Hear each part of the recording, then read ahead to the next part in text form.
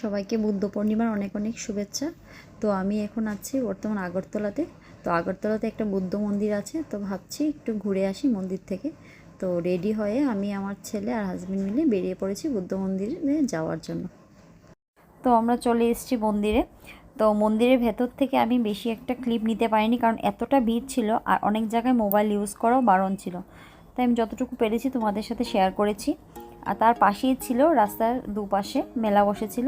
তো মেলাতে ছিল অনেক কিছু ঘরের ইউজ করার জিনিস, বাচ্চাদের খেলার, তারপর খাওয়ার জিনিস, মানে অনেক কিছু ছিল, মানে ফাস্টফুড থেকে ধরে সব কিছুই ছিল।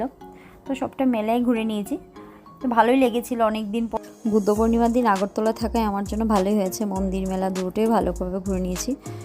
তো মেলাটা বেশ ভালোই লেগেছিল আমার দেখে।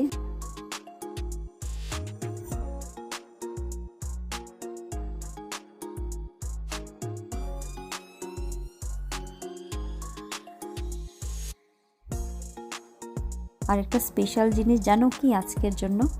মানে এই যে মাছ, পাখি, এগুলো দেখে না আমার ছোটোবেলার কথা ভীষণ মনে পড়ে গিয়েছিল। তাহলে চলো আজকের জন্য এখানেই শেষ করছি। আমার ভিডিওটা যদি ভালো লেগে থাকে অবশ্যই লাইক, কমেন্ট এবং শেয়ার করতে একদমই ভুলবে না।